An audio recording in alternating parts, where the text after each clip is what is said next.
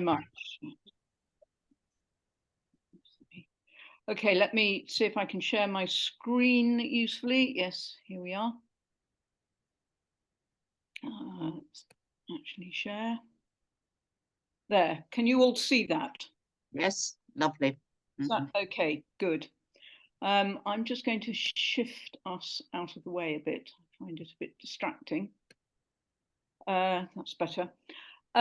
Right, okay, what I want to do is just talk a little bit about Pevsner himself and his project.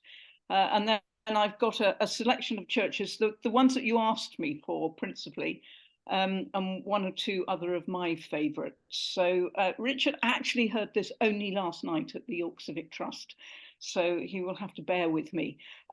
This is a picture of how preferable my work has been over the last few years to sitting in an office in a university. This was walking down through Swaledale to do some field work in Reeth one day in September 2017, and that rather beautiful rainbow appeared.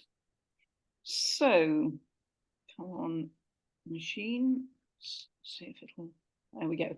Pevsner, let's have a quick run through him. He was born in 1901 in Leipzig. His father was Russian, his mother was German. They were both Jewish, but they were liberal secular Jews, so it wasn't a huge part of his identity, and actually he didn't get on with his father terribly well. So he was a bit distant from his family, although he was close to his mother. Quite early on, he had an interest in art history. You know, as a boy, a bit like me with my I Spy archaeology book from the age of 10. Pevsner was cycling around Leipzig, looking at historic buildings, and he went on to read art history at university, to do a PhD, and then he got a teaching job at Göttingen, and was busy with his career and with his family. He'd married his high school sweetheart Lola, and they had 2 children at that stage. And he was busy really in being an early career academic when the Nazis came to power. And somewhat to his surprise, he found himself without a job. I don't think he'd seen it coming at all. There's been a lot of discussion about what Pevsner's politics were. He was quite an organized sort of chap, so I think that aspect of Nazism quite appealed to him possibly. But he was pretty quickly disabused. That was not their main aim, and he found himself without a job, so he had to leave Germany. He'd been in England. He wanted to go to Italy, but that was where all the established German art historians were headed, and he didn't think he'd get a job there. But he'd been in England for the summer of 1930, gathering material for an undergraduate course, material which he taught in Germany, and which he subsequently worked up again after the war here into the Reeth lectures, The Englishness of English Art. But he came over without Lola and the children, thinking that he would easily find a job, which he didn't. He worked for Gordon Russell, the furniture manufacturer, as a buyer, and that raised his interest in modernism. His PhD was on merchant houses in Leipzig, and then he'd gone on to look at Italian Mannerist paintings. So he was very broadly based, and became really interested in modernism when he was working for Russell. And he always said afterwards that he was, in terms of architectural history and art history, he was a GP, not a specialist, that he wasn't a consultant. He would look broadly across the piece, and he had this phenomenal memory. So he was able to do that. I mean, a most extraordinary capacity to absorb material and hang on to it. During the war, he was first interned, not on the Isle of Man, where many of them were, but in Huyton in Liverpool. with a lot of other Central European intellectuals, and they set up a kind of evening class university. So they were breaking hardcore for road building during the day, and then teaching each other their specialist subjects in the evening. And I think that's where Pevsner really derived his interest in a broader audience, rather than just a university audience. That he felt that that there was a huge appetite for art and architectural history in the general population. He had fairly influential friends. He worked on the Architectural Review for quite a lot of the war as a sub-editor, and at one point as the acting editor. And he was introduced to Alan Lane, who was the founder of Penguin Books, and they became very firm friends, as we'll see. So he was sort of trying to build a career. Towards the end of the war, he did get a teaching job at Birkbeck. So he did manage to get a foothold eventually after about 10 years in British academia. All of this information comes from Susie Harris's magisterial biography of him, which I do recommend to you. So I've got this clip, which you may or may not be able to hear clearly, but you will hear his voice talking about the genesis of the series.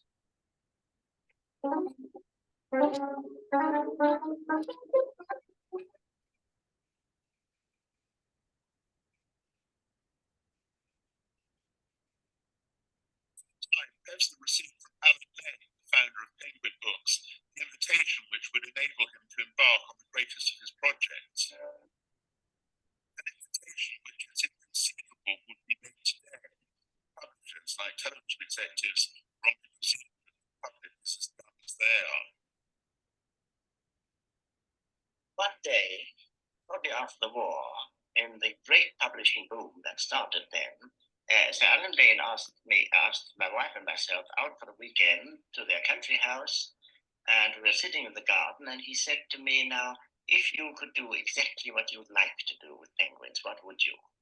And I had the answer ready then, of course. And one was the Buildings of England. The other one was the Pelican History of Art, this big handbook, which I only edit, whereas the Buildings of England, of course, I write.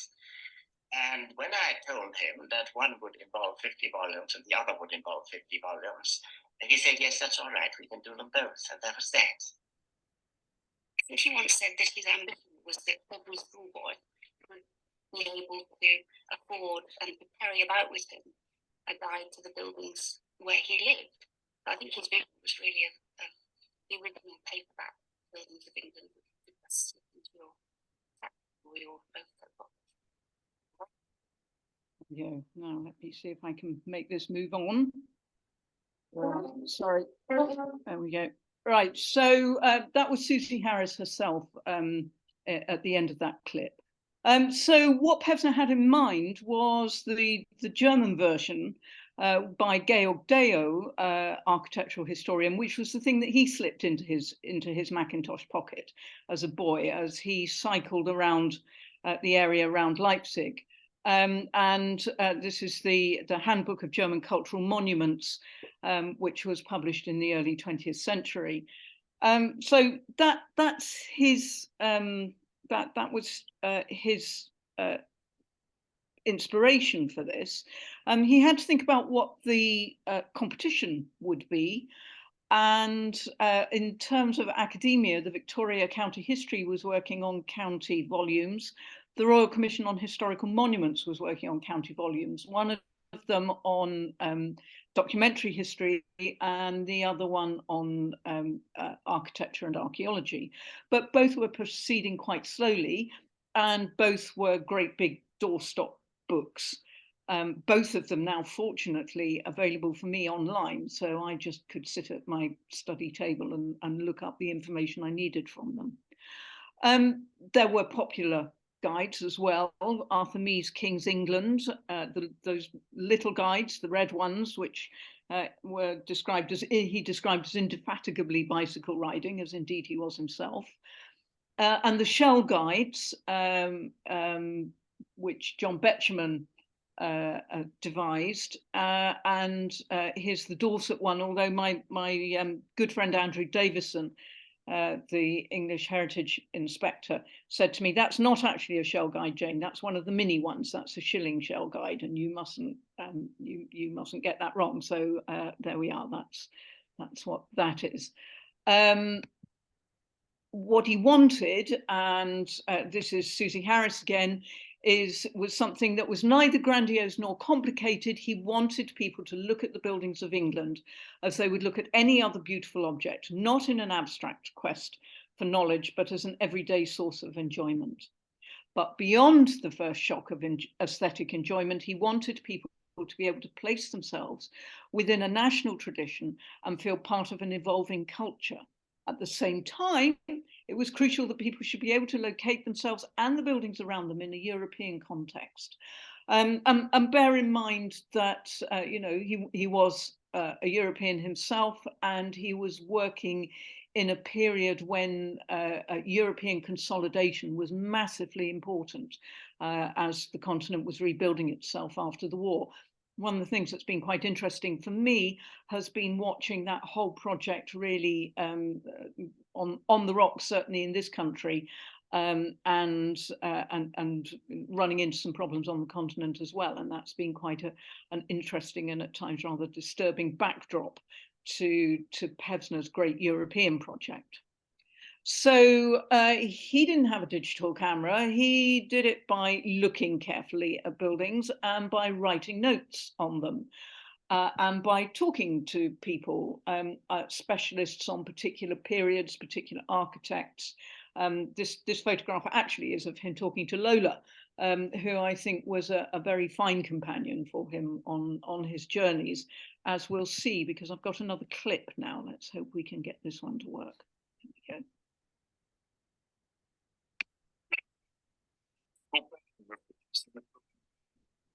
This most unmilitary of men, quasi-martial campaigns. Twice a year for 5 weeks until her death in 1963, Lola Pevsner would drive her husband round the county, initially in a borrowed car.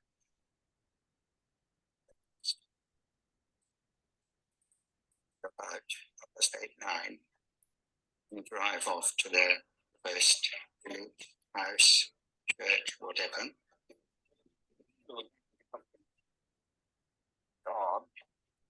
Well, all major churches or hiring churches were ruined after the Reformation. Wonder why they spared this one. They would drive and observe all day until about 6, with probably about half or 3/4 of an hour break to eat a sandwich, which they carried. And would visit, look, and write comprehensive notes on the spot. So that looks as if that part is later, or at least that the windows are put in. There is the North Forecourt, and that is unmistakably what first half of the 30th century.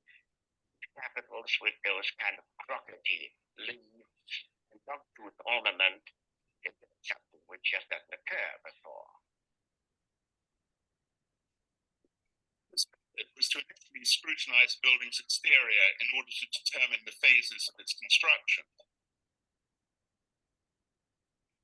Inside, he compared his findings, notes prepared for him by his researchers. I'm simply worried about these pictures. I can't find them in the extracts. I wonder whether you... I think we've got something on it. Well, now the arrow. We go straight along here, not do anything else. And at the top you turn right, and then the arrow goes straight into the arrow.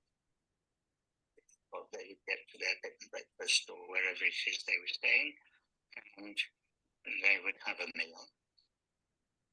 And as soon as the meal was over, he would sit down and write up the day, and he would write until about midnight. And he would get up again at about 6 and finish off. And by breakfast, it was essential that he had finished writing the draft of that part of each volume that resulted from the previous day's visiting, because he assumed always, I'm sure rightly, that if you left it even for a day, it would be gone. I've never been workaholic myself, and I still have very little insight into what drives workaholics. There we go. That's Dieter, his youngest son, who was born in England. There we go. And the building was Cartmel, if you were wondering where it was. And that, I hope, gives you an insight into his methods. I didn't write everything up the same night. I was too knackered, actually, by the time I got home. But what I did do was try to sort out my photographs every night before I went to bed. And given that I came home on some days with 350 of them, that was quite an epic in itself. Pevsner was concerned about omissions, and so am I. I'm worried about things I might have left out. He was worried about mistakes which he made and which I have done my absolute utmost to correct. But I know some have slipped through, so an immediate church's apology, and I've already apologised to Jane Hatcher, who gave me the information. I have left in his misattribution of the Hutton monument in St Mary, Richmond, as being to Sir Thomas Hutton, and it's not, it's to Sir Timothy Hutton. So please, when you buy your copies, could you immediately scratch that out in your Richmond entry? Lack of time to research thoroughly.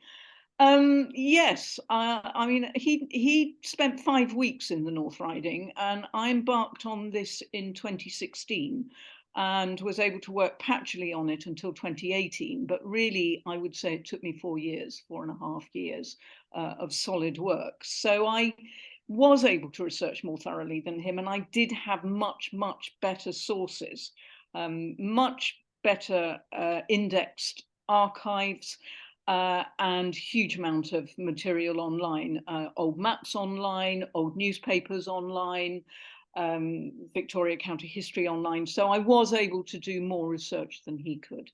The scope. The scope was an issue, and in churches he made a decision not to include bells and not to include organs. And it's a shame about the bells, because sometimes they can help you date a tower. And where they do, I have included them, and I have included 1 or 2 of the more special organs as well. And I'm not an organ person, so I consulted David Griffiths, who is and who used to be the music librarian at the University of York, and he gave me suggestions. Pevsner did include church plate, which was perhaps a bit of a shame, because it made the series a bit of a guide to for church thieves, and that's why you don't see church plate, I think, on altars anymore. It's either locked up in the vestry, or it's locked up in the cathedral treasury, or it's been melted down because it got into somebody's swag bag before that happened. Length, yes, I was told that I could not increase the volume by more than 1/3. Well, actually, oops, pardon me, here we are. I think it's over twice as long now. So it is a bit longer, but they were quite stern with me about word length. Pevsner started in 1949, and by 1974 he'd finished. And here's the famous photograph of him with the whole series under his hands. And what he said is, it's not complete, it's only the first round. I've asked users to point out to me errors and omissions, and this they have done faithfully, with the mortifying result that I know by now to the full how many mistakes I've made and an unsuspecting publisher has published. Don't be deceived, gentle reader. The first editions are only ballon d'essai. It is the second editions which count. So there has been a degree of pressure felt there. How did it go down? Jim Richards, who was the editor of the Architectural Review, by the mid-1950s would ask of a building, is it in Pevsner? So he became canonical very quickly, actually. Jennifer Jenkins, who of course was very close to political circles, as well as being the chair of the National Trust, talked about what a political influence it was, and how it really changed attitudes in government. And then a favourite one in one of those letters that were written to Pevsner, in which all arrived, there are 6 boxes of files. beside me in my study here, which are full of material that was collected up over the years between the first edition and my taking it on. Raymond Fieldhouse was a schoolmaster in Scarborough, who wrote a very long and very useful letter that enabled me to make some big changes to Scarborough. And he said how he did an architectural tour in East Anglia, and at every turn I saw others similarly employed, all armed with their Pevsners like churchgoers with their prayer books, a gratifying sight. I thought that was lovely. That just came out of one of my boxes one day. His son, John Fieldhouse, is an architect of this parish. So I photocopied it and gave him the letter, and he was pleased to have it. And then finally, Simon Jenkins in England's 1,000 Best Churches. 3 ghosts inhabit all English churches: John Betjeman, Alec Clifton Taylor, and Nicholas Pevsner. Over both Betjeman and Clifton Taylor towers the magisterial Pevsner. He is indispensable. So really, you know, a major contribution to British culture, I think. And I say British because he presided over the setting up of the buildings of Scotland and the buildings of Wales, although he didn't write those. He had a researcher called Helen Braham, and in the summer of 1963, when he was up here, he sent her this postcard of Mount Grace Priory, which she, clearing out her house as an old lady, brought round to the Yale office, and they sent me a copy of it. And here we are on the back, 2nd of August 1963. Just a few lines to tell you that the North Riding is one of the best prepared counties we have ever travelled, not only in accuracy and amount of detail, but also in resourcefulness in tracking down odd information in odd books. I wish I could tempt you into doing another. And what a shame you couldn't have come to help reaping. And I love that expression, reaping. She'd done all that work over a year, and he was reaping the benefits. So on with the show and thinking about the churches. I started with a run through chronologically.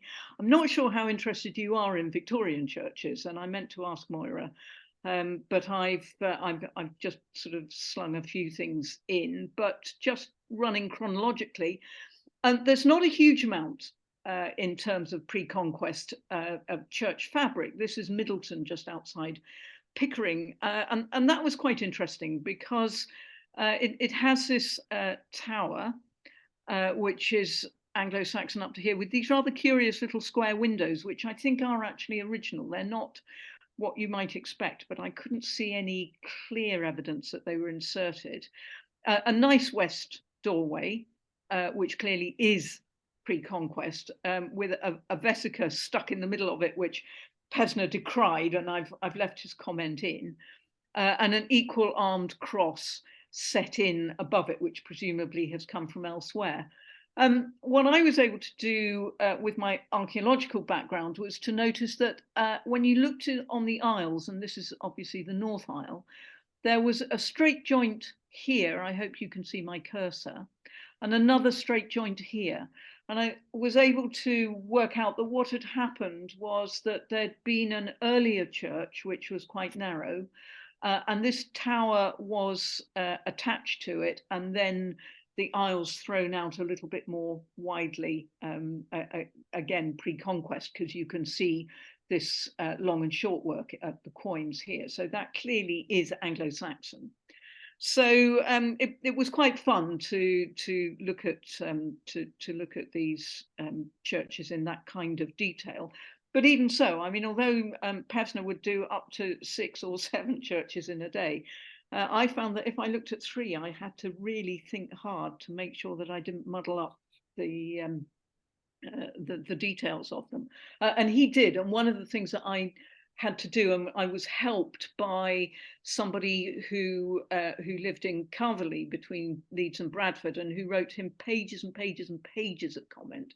And often he had done, a chap called Mr. Butler, often had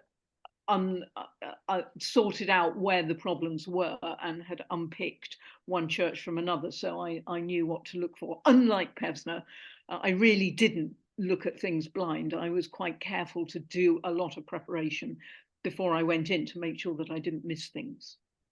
Of course, what Middleton is really famous for is the amazing sculpture. And so I've put that in here. I'm just going to see what the time is, and I'll crack on rather than linger over this. But very important sculpture, and a lot written about it. Jim Lang, who was a colleague and who wrote the big volume on pre-conquest sculpture for North Yorkshire, suggested that this little warrior is in fact a local magnate, and what he's doing here is expressing his authority and his adoption of the Christian faith to become really the aristocracy of the area. So it's a tale of the absorption of the Viking invaders into Anglo-Saxon society. A really interesting tale. Moving on to the Norman, of course, Lastingham is the one that is of absolutely national importance. And this photo is the one that was taken by our photographer, Jonathan Powell. And I've just taken a photo of the photo, so it looks a bit fuzzy, I'm sure, but he lit it so brilliantly and it looks absolutely marvellous. And an extraordinary church, which was largely rewritten not by me, but by Stuart Harrison, who had written a paper, I think in the Journal of the British Archaeological Association. Stuart wrote up the abbeys and he wrote up Lastingham for me. And I've been in a meeting with him today and he's been checking through the volume to make sure that no mistakes got through. And he seems quite happy that they haven't. So Lastingham, a very important one. And there is a lot of really quite lovely Norman sculpture. This is Liverton, which is up in East Cleveland, an area that I had never visited before. I came to do this job, which I've become completely attached to. I have to go to Saltburn now every other month, otherwise I get homesick.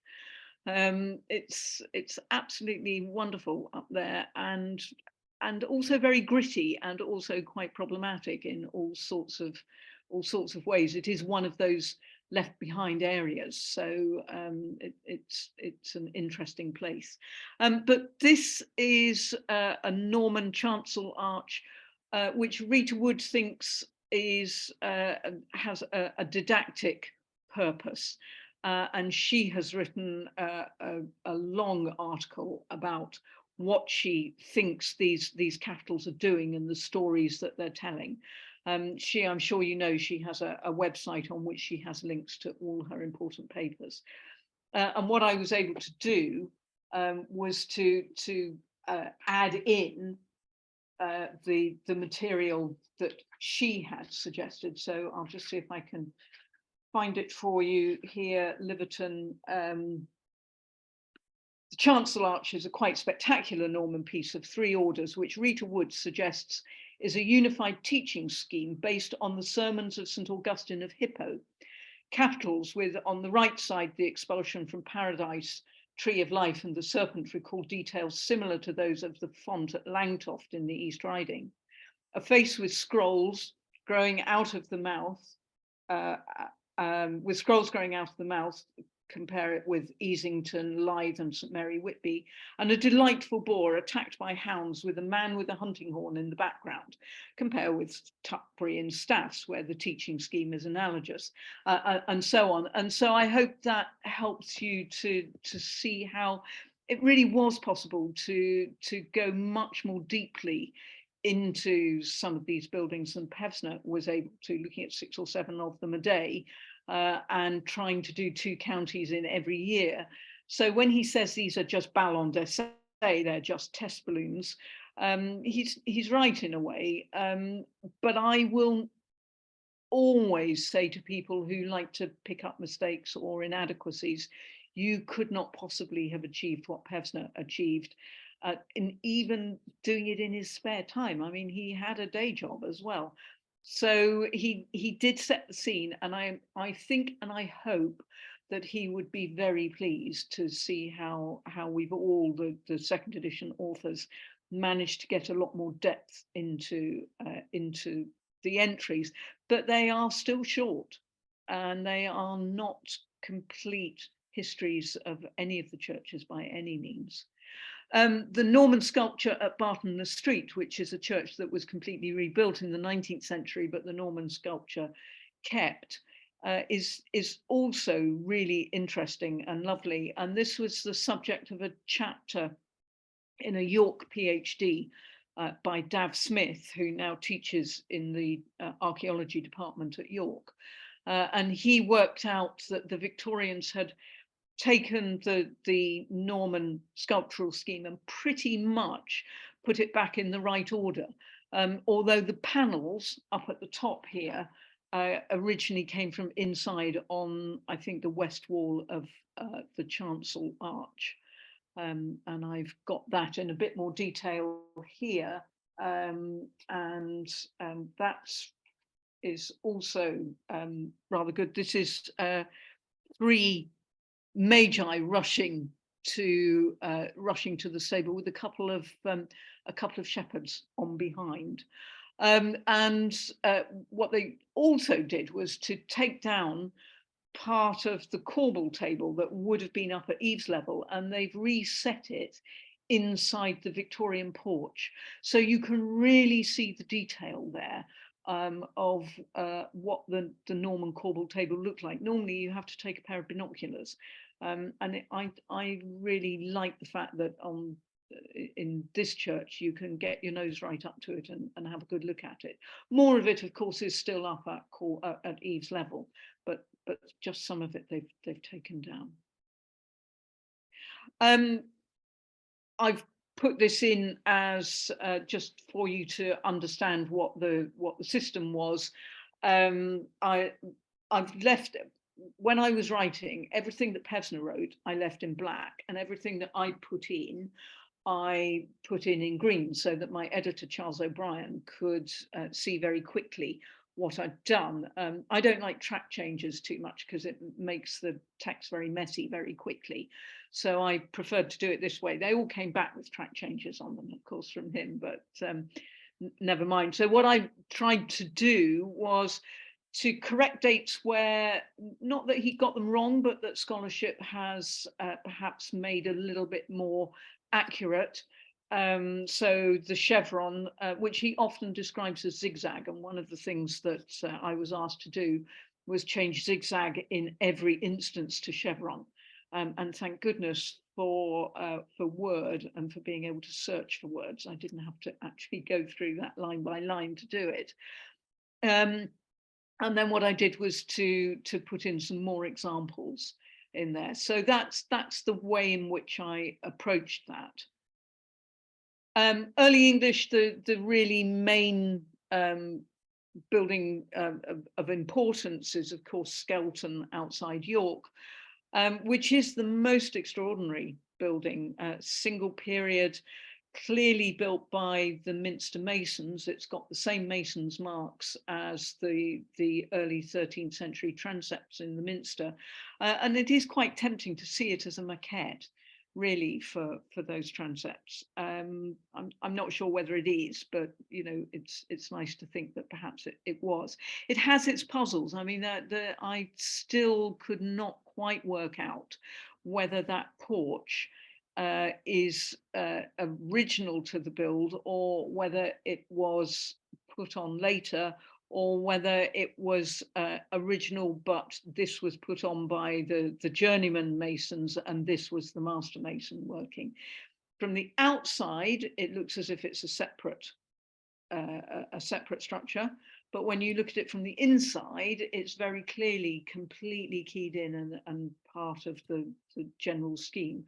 So I sort of lean towards the master mason theory, but I think I've been a bit ambivalent about it in the entry. And then for decorated, there's not much. I mean, what Pevsner says actually is that for parish churches, the North Riding is not terribly exciting. Let me just see if I can find his Yes, here we go. I'll put a note in. What he says is North Riding parish churches are not among England's conspicuous parish churches. There is nothing to compete with East Anglia, with Somerset, or with Gloucestershire. The only general characteristic one might venture is that churches are low and long, often with parapets instead of battlements, or not even parapets. Towers on the whole are not high. And then he says our understanding of them is inextricably connected with the great abbeys and priories of the county. And indeed, that is the case. And so in the introduction, we deal with those first and then we come back. There's not much in the way of deck. Here's Ainderby Steeple, St Helen Ainderby Steeple, which does have some quite interesting features. This one has these mouchettes that have little daggers that kind of stick up into them, and I've never seen that anywhere else. It certainly doesn't occur elsewhere in the riding, and I can't think of anywhere else in the country that I've seen it, but you know, other people may. And then for geometric, I picked out Bedale, and then I kind of got into Bedale. So the next few slides are Bedale, and then I remembered that Moira had sent me a list of requests. So I went back to check what they were and was very happy to see that Bedale was top of the list. So whoever it was who asked for Bedale, here you go. Let's have the Bedale entry, which took a very, very, very long time. And it was a good thing that I had several years because I was able to keep coming back to it. And I made some very significant changes to it several years after I'd actually visited the church. So first puzzle with Bedale was the North Arcade, which is a really, really, really strange thing. And I came to the conclusion, Bedale was restored by Hodgson Fowler, the York architect, who did a lot of church work in the North Riding, and a lot of it is, shall we say, quite moderate. I don't see the name Fowler Jones and think, great, you know, we're going to see something absolutely terrific here. Competent, and not always that. And in this case, I thought that not even that he's just made this up. This is completely weird. It's got these huge sort of nutmeg motifs on the insides of those arches. And they also, I don't know whether you can just about see, they run down the piers as well. And I thought, this is just completely insane. And I wrote a note to Charles, which will come up, saying I don't think I want to keep in Pevsner's detailed description of this. And Charles said, well, I think you should, because even if it is 19th century, he may have copied it from the original 13th century. And I said, oh, surely not. Then I came across an article in the Yorkshire Gazette for the 24th of March, 1855, which was describing what was going on at the church, and said that although they'd wanted to keep the north aisle and the north wall, when they came to look at it, they found that they were in such a parlous state that they had to take them down altogether. So then I went back to Charles and said, there, you know, I win, it's completely 19th century. And so, you know, that was where we were at and where we left the description, until later I found this drawing by John Buckler, which was done in 1815 and which was in Stephen Glynn's Yorkshire Churches, the volume that Lawrence Butler edited. And of course, when I looked at it, I thought, oh, you know, I have maligned Fowler Jones. He really did use the original. I think he's widened the arches a bit, but it's quite clear, isn't it, that he has reused the original decorative techniques. And I imagine that he has actually reused the stone, that he carefully took it down and then put it back together again.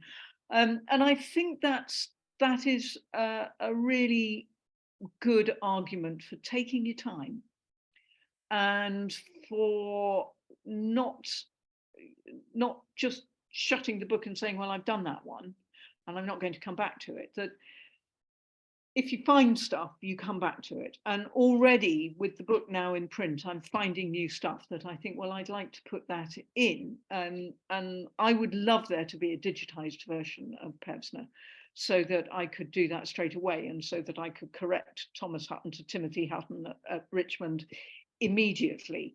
But that's, at the moment, doesn't look very likely, but that I'm collecting things for a second printing of this. And got quite depressed about it the other day, and sent Charles and the production editor Linda an email saying I'm really miserable that I'm finding things wrong with this, and they said no, everybody does, and really don't worry, and the only good edition of a book like this is always the second edition. So let's hope we get to the second printing and can put some of these things to bed, and to include stuff that's turning up now after I have effectively finished the project. One of the things that's absolutely amazing about Bedale is that tower, which really does look as if it's built defensively, and of course there was a huge need for defence, because the Scots from the early 14th century, from after Bannockburn onwards, were raiding extensively down into the North Riding, and there is a good deal of defensive domestic building. And here in Bedale, where the tower looks defensive, I think that notion is reinforced by the fact that the little tower door here has this super arch here, and the reason for that, as you can see if you get underneath it and stick your head up, is that there was a portcullis here. So clearly that was built in order to provide a place of refuge. I don't know how many of them they could have squidged in there in the event of a Scottish raid, but clearly that had a defensive purpose. And there's other things, the 14th century. So the sedilia, which again, I'm fairly certain that Fowler Jones took it out and put it back in again, and the piscina, and then these two censing priests who I think are either side of the chancel arch. And I regret to say that when I checked back through the entry, I don't think I've included them. Which is a shame, but people will see them, and they're pretty obvious, and it's pretty obvious what they're up to. So there's quite a lot. It was quite a careful. It was quite a careful restoration, I think. There had been earlier work, and this is really unusual. I don't think I've seen this anywhere else. A date plaque from 1556, which is possibly when that big geometric window went in. And it's very curious, that geometric window, because it looks as if it's been truncated. It looks as if it was much bigger. So there is a view that it possibly came after the Reformation, and this 1556 plaque would back that up, that it came from Grenville. And there is a lot of material kicking around in the North Riding churches that did come from Grenville. So for instance, that wonderful screen at Aysgarth is clearly a Grenville import. And there's probably stuff at Wensley as well that came from Grenville and other churches. So, but this date plaque for 1556 is very curious and very unusual.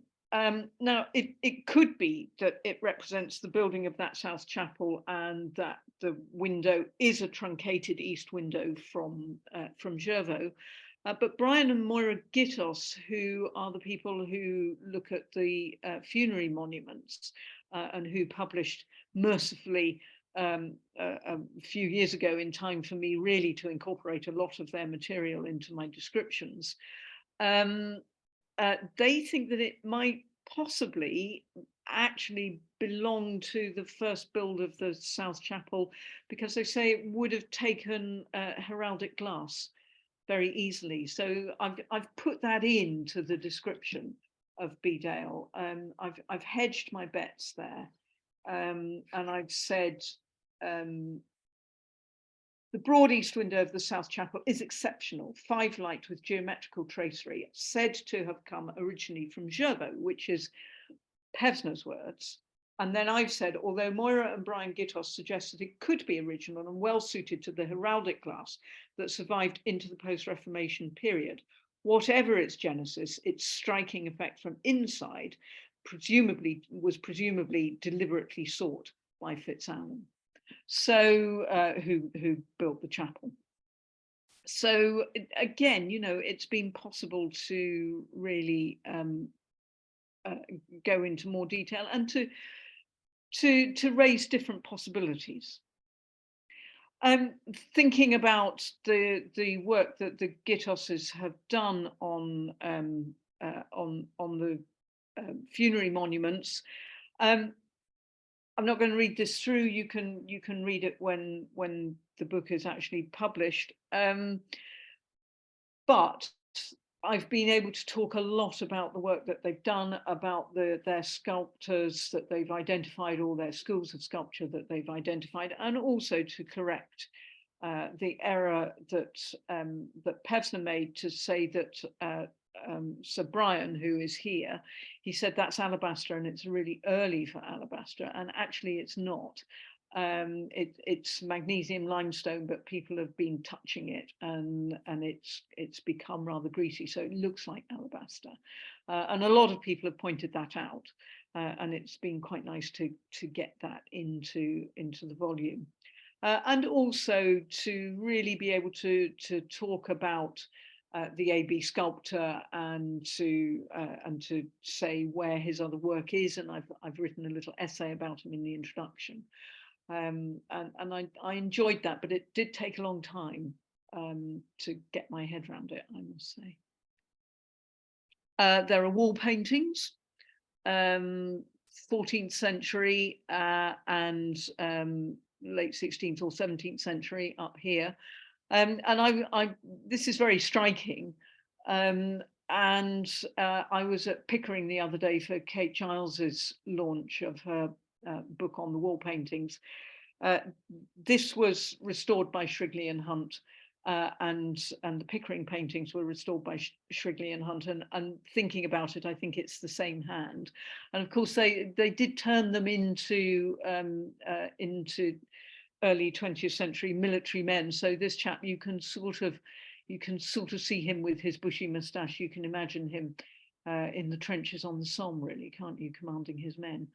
But they are pretty extraordinary, and I would guide you to Kate Giles's recent book on that cycle at Pickering, and the discussion that she has about whether or not we feel that they're valuable in the form in which we've received them, which is that they have been restored in the 19th and again in the 20th century. And whether we just see that as part of their history. And it's an interesting question. It's a rather splendid dragon. I'm very keen on that dragon. There's all this paneling in there, and I don't know where it came from. And maybe one of you can tell me. Couldn't figure out whether it was English or whether it was Dutch or where it come. It's not the only example of this sort of thing. There in Well Church, there's quite a lot of paneling, and there's a bit more known about that. And also at Snape Castle in the chapel there. So you know, it's possible that it's stuff that was collected in the 19th century and has found its way into the churches subsequently.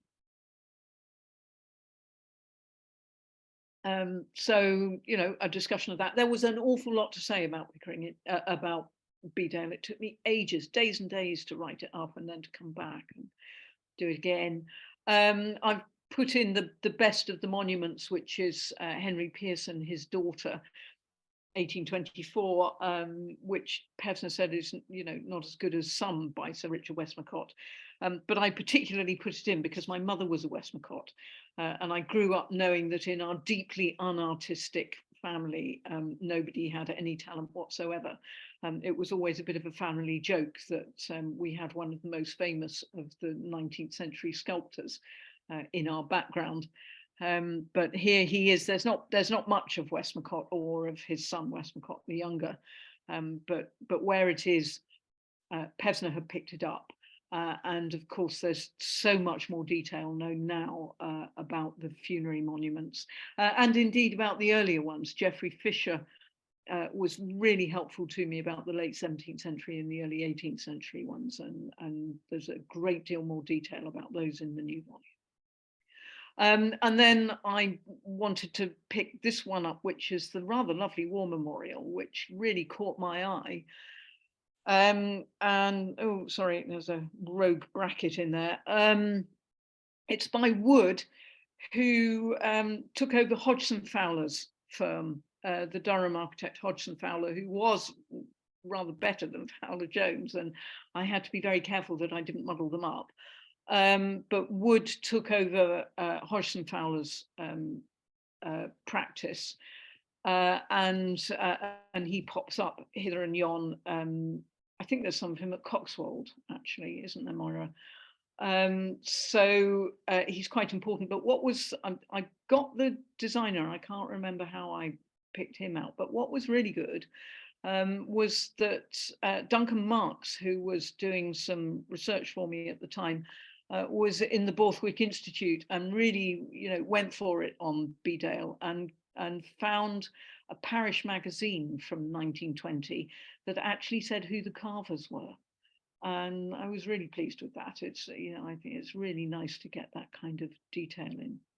So just to show you what the process is, on the left is Pevsner's original entry. On the right is the beginning of my changes to it. So Pevsner in his original position is in black. Pevsner, his text moved into a different position to make more sense, is in red, and stuff that's completely new is in green. There are other entries that have far more green in them than this, where he really obviously just whizzed in for 5 minutes and whizzed out again.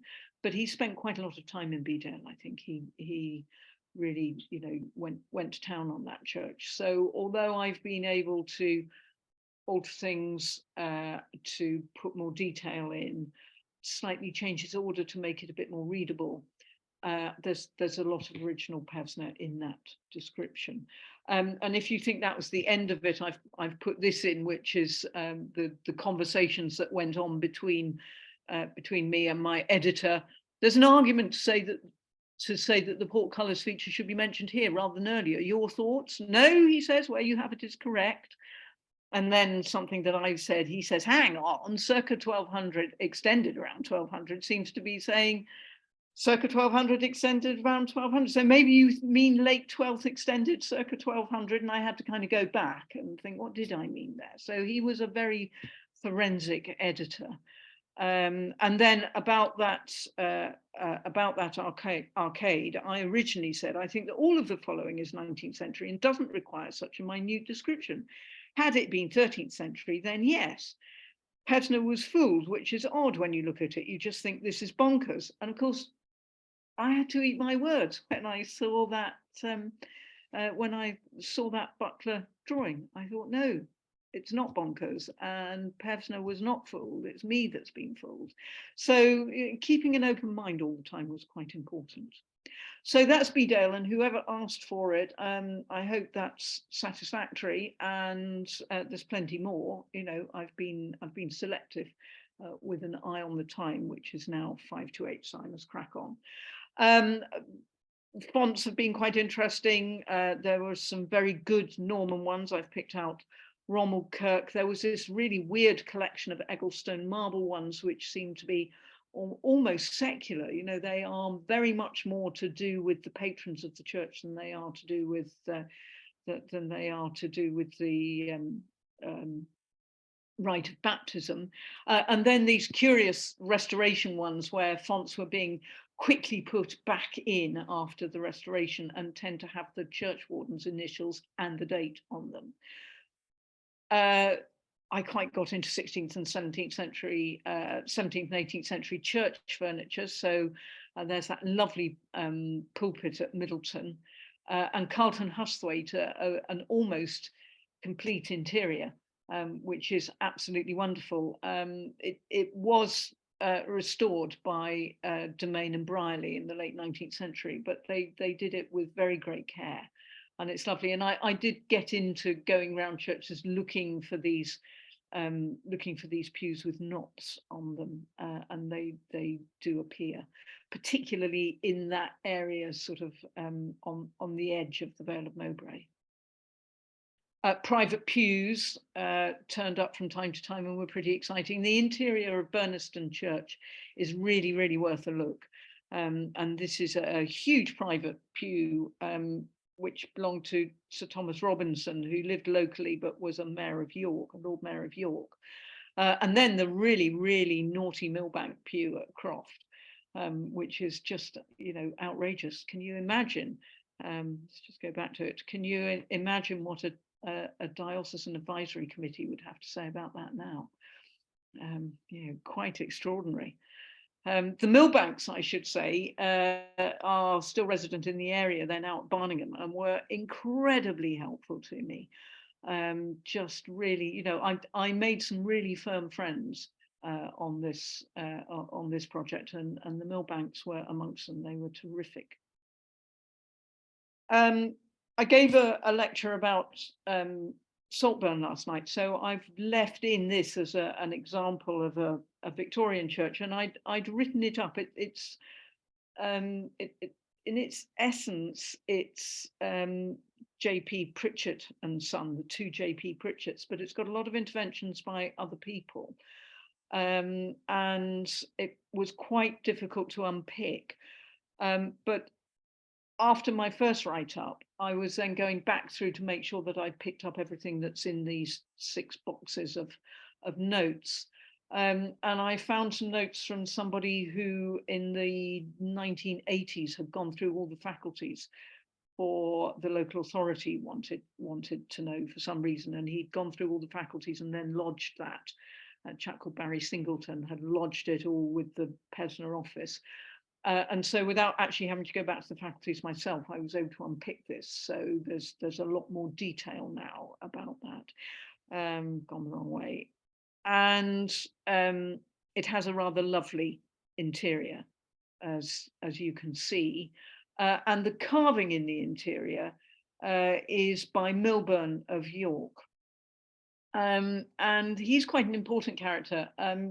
Mousy Thompson is gets a huge write-up, and in the end I couldn't mention all the Thompson stuff because it's in practically every little parish church, but Milburn I didn't know about, and now I do, and he worked both in stone and wood unusually, and the whole of the interior of this church is one of Milburn's. He did some absolutely fantastic war memorials. The one at Strensall is completely beautiful and just exquisite. And he worked in York over a very, very long period from the late 19th century, I think from something like 1880 until 1940. And his yard was just opposite the King's Manor, which I also didn't know until this. So I've marked in red here where the arch is, and you can see a big lump of stone in there waiting to be worked. And a really important character, and he's being written up at the moment by his great grandnephew, I think, a chap called Tony Power, who is a retired Irish GP, and who is working on this in a very detailed fashion. And watch this space, because I think when the Milburn book comes out, it will be very precious. My discovery was William Searle Hicks, who trained in Dorchester in the same office as Thomas Hardy, and appears in a Hardy novel. He appears as a rather sympathetic character in A Pair of Blue Eyes. He moved to Newcastle for reasons that are unclear and joined the important firm of Austin and Johnson, and he then established his own firm and took his brother-in-law Charlie Wood into partnership. He was a diocesan surveyor in Newcastle, and he was an ecclesiastical specialist. And he built these buildings. You look at them from the outside and you think, oh, and you go in, and they are just extraordinary, just completely extraordinary. I mean, how he gets that height and depth and colour into buildings that are really quite small. So this is Boosbeck, and this one, which is pretty hideous from the outside, is Broughton.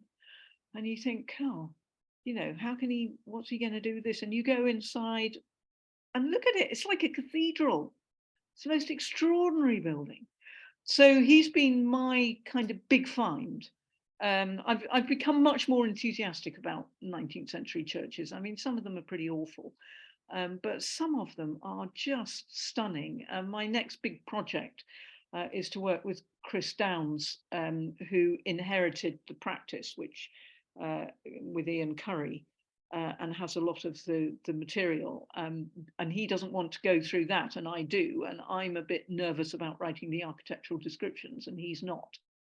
So he and I are going to give Hicks finally his own monograph. His uncle actually, no, his great uncle, his mother's uncle, was Charles Barry. So obviously, you know, there was a bit of an architectural line there. Somebody asked, I think this was Richard, wasn't it, for Stalling Busk, and I wasn't quite sure whether you meant this one, which is 1909 Little Arts and Crafts Church, by somebody called Gerard Davison, about whom I can find nothing. So if you know anything about him, I'd really like to know. And I was very struck by it. I thought it was absolutely wonderful when I saw it, so much so that I've got it into the colour photograph insets. And this is the photograph that Jonathan Powell took of it. It's extremely difficult to photograph. It's on a very cramped site, and you can't get very far away from it, but Jonathan managed to get a good photo. And it's rather lovely inside in a very restrained sort of fashion, and it has very lovely stained glass, and again I couldn't find anything about that. I think I don't know whether it's 1909 or whether it's something a bit later, and if anybody knows anything about it, that would be a nice thing to put into a second printing, wouldn't it? But it's absolutely beautiful, sort of clear, and these lovely little details. They're really, really good. How am I doing for time? 8 o'clock. Or you may have been asking me about the old church at Stalling Busk, which is down in the bottom of the valley as a ruin, and is probably 17th or 18th century, and very curious. It's really, you know, in its layout, it's more like a nonconformist chapel, really. And an ex-student of mine, Stephen Hay, has written a report on that, which I'm sure you could get hold of if you asked him. I just exchanged emails with him about it in order to get a few lines in that dealt with it. Somebody asked about the 12th century material at Haxby St Mary, and I thought, oh no, really? I've got it as 1879 by James de Main, with a 1909 extension by Hodgson Fowler, and then I talk a bit about what's inside it. In my defence, when I looked at the date on the photograph, it was sometime in 2016, so it was one of the very first buildings I looked at, and I have subsequently learned that you really, really, really do need to walk around the back. So I did walk around the back yesterday. Here you are. This is the north side of it. Here's the Hodgson Fowler extension. Here is de Main's original nave, and yes, that is 12th century material.